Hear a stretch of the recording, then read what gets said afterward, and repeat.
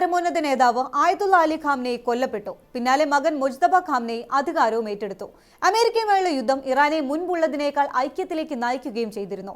പക്ഷേ ഇപ്പോൾ ആ ഐക്യത്തിന് ചില കോട്ടം തട്ടിയിരിക്കുന്നു എന്ന തരത്തിലുള്ള റിപ്പോർട്ടുകളാണ് പാശ്ചാത്യ മാധ്യമങ്ങളിലൂടെ പുറത്തുവരുന്നത്. മുതിർന്ന ഉദ്യോഗസ്ഥരെ രാജ്യദ്രോഹികളായി മുദ്രകുത്തുകയും ഇറാനിലെ തീവ്രപക്ഷക്കാരുടെ സ്വാധീനം കുറയ്ക്കാനുള്ള നീക്കങ്ങളൊക്കെ നടക്കുന്നുവത്രേ. ഇറാനിൽ ചോര പൊടിയാതൊരു അട്ടിമറിക്കാണോ കളമൊരുങ്ങുന്നത്? വിശദമായി നോക്കാം. സ്വാഗതം ഇൻഡെപ്തിലേക്ക്.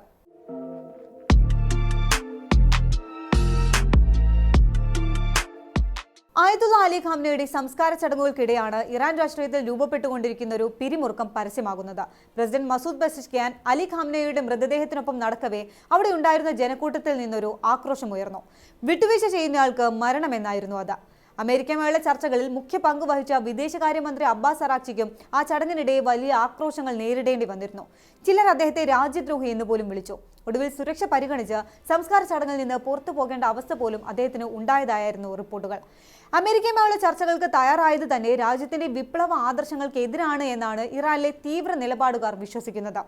കൂടാതെ നിലവിലെ പരമോന്നത നേതാവ് മുജ്തബ ഖാംനെയുടെ ആഗ്രഹങ്ങൾക്ക് വിപരീതമായാണ് സർക്കാർ തീരുമാനങ്ങളെന്നും അവർ വാദിക്കുന്നുണ്ട്.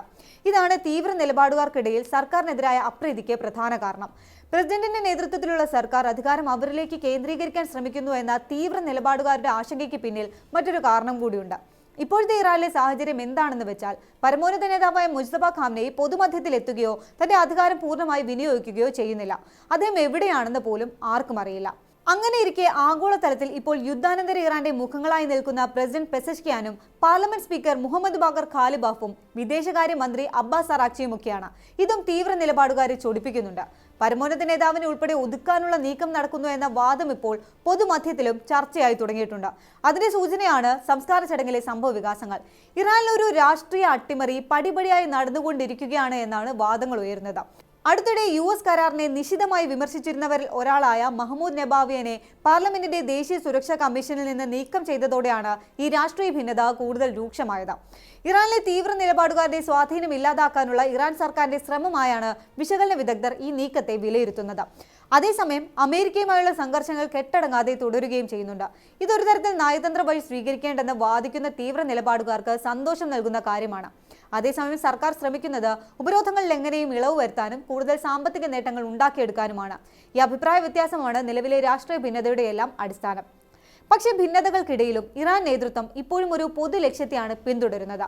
ഇറാൻ എന്ന ഇസ്ലാമിക് റിപ്പബ്ലിക്കിനെ സംരക്ഷിക്കുക, അതിന്റെ പ്രാദേശിക സ്വാധീനം നിലനിർത്തുക.